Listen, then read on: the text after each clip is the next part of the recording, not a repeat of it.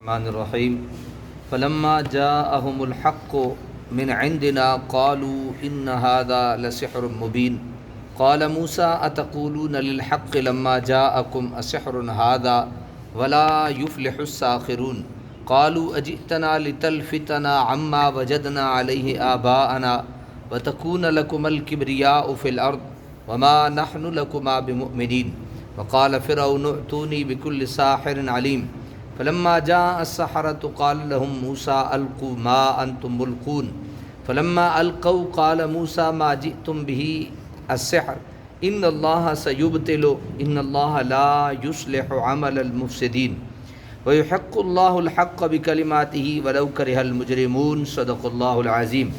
آیت نمبر 75 سے لے کر آیت نمبر 82 تک سورہ یونس ہے اور پارہ 11 ہم سماعت کریں گے۔ فلما جاءہم الحق، پھر جب آیا ان کے پاس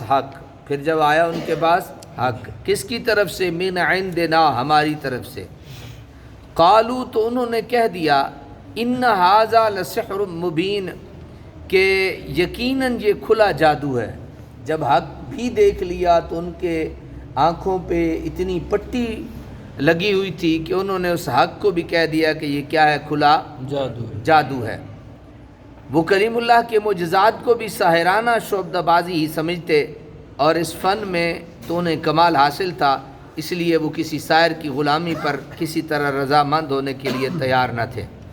قال موسیٰ اتقولون للحق لما جاءکم، موسیٰ علیہ السلام نے کہا عقل کے اندھو، کیا تم کہتے ہو ایسی بات حق کے متعلق جب وہ تمہارے پاس آیا؟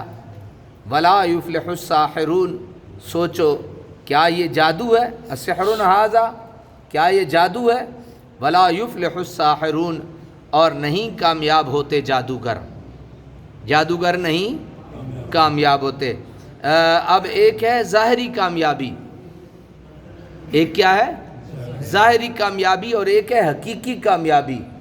ظاہراً تو وہ ہو ہی جاتے ہیں، لیکن حقیقی کامیابی جس کا تعلق اللہ کریم کے ہاں سے اور اللہ کی ذات سے ہے، وہاں وہ کامیابی حاصل کر سکتے نہیں ہیں۔ جب فرعون اور اس کے درباریوں نے آپ کے معجزات کو جادو کہا تو آپ جلال میں آ گئے۔ موسیٰ علیہ السلام فرمانے لگے عقل کے اندھو، کیا یہ جادو ہے؟ کیا یہ تابانی اور رعنائی کبھی جادو میں بھی تم نے دیکھی ہے؟ کیا تم اتنے اندھے ہو کہ کھرے اور کھوٹے میں بھی فرق نہیں کر سکتے؟ کیا ہر چمکنے والی چیز سونا ہوتی ہے؟ پھر دیکھو جادوگر کے مقدر میں سوائے ذلت اور رسوائی کے کچھ نہیں، فلاح و کامرانی سے اس کا دور کا بھی واسطہ نہیں۔ اگر میں بھی جادوگر ہوا تو دوسرے جادوگروں کی طرح میں بھی خائب و خاسر ہوں گا، اور اگر میرے اور میرے نقش قدم پر چلنے والے حقیقی فوز و فلاح کی منزل پر پہنچ گئے تو پھر تو مانو گے کہ میں اللہ تعالیٰ کا سچا مرسل تھا۔ قالوا اجئتنا لتلفتنا، کہنے لگے کیا تم اس لیے آئے ہو ہمارے پاس تاکہ ہٹا دو ہمیں اس دین سے، اما وجدنا علیہ آباءنا، جس پر ہم نے پایا اپنے باپ دادا کو، وتکون لکم الکبریاء فی الارض، اور ہو جائے صرف تم دونوں کے لیے بڑائی سرزمین مصر میں، وما نحن لکما بمؤمنین، اور ہم لوگ تم کو نہیں مانیں گے، ہم لوگ تمہیں نہیں مانیں گے، آپ ہمیں اپنے باپ دادا کے دین سے ہٹانے کے لیے آئے ہو۔ ان کلمات سے جو تعصب اور ہٹ دھرمی نمایاں ہو رہی ہے وہ محتاج بیان نہیں، یعنی انہوں نے واضح طور پہ کہہ دیا کہ تم ہمیں اپنے باپ دادا کے دین سے ہٹانے آ رہے ہو، ان سے تو ہم ہٹیں گے نہیں۔ جب وہ اپنے جادو کے کمال کا مظاہرہ کر چکے تو موسیٰ علیہ السلام نے فرمایا میری آیات بینات کو سحر کہتے تھے، وہ سحر نہیں، سحر تو یہ شعبدہ بازیاں ہیں جن کا مظاہرہ تم کر رہے ہو۔ ابھی تمہیں میرے اس قول کی صداقت کا علم ہوا چاہتا ہے، سحر باطل ہے اور باطل کا کام مٹ جانا ہے، اور حق ہمیشہ زندہ و پائندہ ہوتا ہے۔ اب دیکھتے ہیں اس مقابلے میں کون جیتتا ہے کون ہارتا ہے۔ حضرت کلیم نے اپنا عصا پھینکا تو وہ چشم زدن میں ان تمام کو نگل گیا، حق قبول بالا ہوا اور باطل کے پرستاروں کو شرمناک ہزیمت اٹھانی پڑی۔ وقال فرعون ائتونی، اور فرعون نے حکم دیا فوراً لے آؤ میرے پاس، بکل ساحر علیم، ہر ماہر جادوگر۔ فلما جاء السحرۃ، جب آ گئے جادوگر، قال لهم موسیٰ القوا ما انتم ملقون، تو کہا انہیں موسیٰ علیہ السلام نے ڈالو میدان میں جو تم ڈالنے والے ہو. فلما القوا قال موسیٰ ما جئتم بہ السحر، پھر جب ڈال دیا انہوں نے تو موسیٰ علیہ السلام نے فرمایا یہ جو تم لائے ہو یہ جادو ہے. ان اللہ سیبطل، یقیناً اللہ تعالیٰ ملیا میٹ کر دے گا اسے. ان اللہ لا یصلح عمل المفسدین، بے شک اللہ تعالیٰ نہیں سنوارتا شریروں کے کام کو. ویحق اللہ الحق بکلمات، اللہ تعالیٰ حق کو حق کر دکھاتا ہے اپنے ارشادات سے. ولو کرہ المجرمون، اور خواہ ناپسند ہی کریں اسے مجرم. کفار ناک منہ چڑھاتے رہے، جرائم پیشہ لوگوں کی پیشانیوں پر بل پڑتے رہیں، اللہ تعالیٰ کو ان کی پرواہ نہیں. وہ تو اپنے ارشادات طیبات سے حق کو سر بلند کر کے چھوڑتا ہے.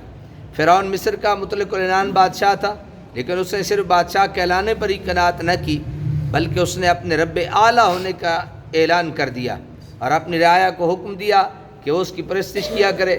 بادشاہ کے خلاف بغاوت کی جا سکتی ہے، لیکن کوئی پجاری اپنے خدا کے خلاف بغاوت کا تصور تک کرنے کی جرت نہیں کر سکتا.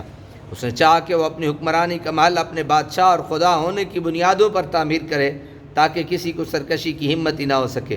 موسیٰ علیہ السلام نے بھرے دربار میں جب لا الہ الا اللہ کا نعرہ لگایا تو اس کی زد فقط فرعون کے رب العالی ہونے کے دعوے پر ہی نہیں پڑی تھی، بلکہ اس سے تو اس کی حکومت و فرمانروائی کی کثر کی بنیادیں لرز اٹھی تھیں. فرعون ایسی جسارت کب برداشت کر سکتا تھا؟ اس نے صاف اعلان کر دیا قال فرعون ذرونی اقتل موسیٰ ولیدع ربہ انی اخاف ان یبدل دینکم او ان یظہر فی الارض الفساد، یعنی مجھے چھوڑ دو، میں موسیٰ کا سر قلم کر دوں، بے شک وہ اپنے رب کو بلا لائے. مجھے یہ خطرہ ہے کہ اگر اس کو فوراً قتل نہ کیا گیا تو وہ دین بگاڑ دے گا یا زمین میں فتنہ و فساد کی آگ بھڑکا دے گا. ان حالات میں موسیٰ علیہ السلام کا ساتھ دینا کوئی آسان کام نہ تھا. حکومت کی قہر آلود نگاہوں کو برداشت کر لینا ہر کس و ناکس کے بے بس کی بات نہیں ہوا کرتی. وہ لوگ جو حکومت کے وظائف پر زندہ تھے، جن کی ساری عظمتیں صرف اس وابستگی کی مرہون منت تھیں، جنہیں اس حکومت کے سائے میں ہر طرح کی جائز و ناجائز مراحت حاصل تھیں، انہیں کیا پڑی تھی کہ وہ خواہ اپنے مستقبل کو تاریک کر دیں اور اپنے ہاتھوں اپنی بساط عیش و نشاط کو الٹ دیں. اس لیے قبطیوں کے لیے دعوت موسوی کو کوئی جاذبیت نہ تھی. رہے بنی اسرائیل تو ان کی مردانہ قوتوں کو طویل عرصہ کی غلامی نے کھوکھلا کر دیا تھا. ان کے حوصلے پست ہو چکے تھے. مدتیں گزری، ان کے سینے میں کسی ایسی امنگ نے اگڑائی ہی نہیں لی تھی جو ان کی خفیہ صلاحیتوں کو گرما دے. ان کی زندگی کا مقصد شکم پروری اور زیادہ دنوں تک جیتے رہنا ہو گیا تھا. ان میں اتنی ہمت کہاں کہ وہ فرعون جیسے جابر حاکم کے خلاف علم بغاوت بلند کرنے والے کے دوش بدوش کھڑے ہو سکیں. اس لیے آپ کی قوم کے بڑے بوڑھوں نے اس مارک حق و باطل میں آپ کا ساتھ دینے سے صاف انکار کر دیا. البتہ بنی اسرائیل کے چند نوجوان ان مہیب خطرناک اور جاں گسل مشکلات کو جانتے ہوئے جن سے انہیں بلا شبہ دوچار ہونا تھا آگے بڑھے اور حضرت کلیم اللہ کی اطاعت کا اعلان کر دیا. اللہ تعالی عمل کی توفیق عطا فرمائے.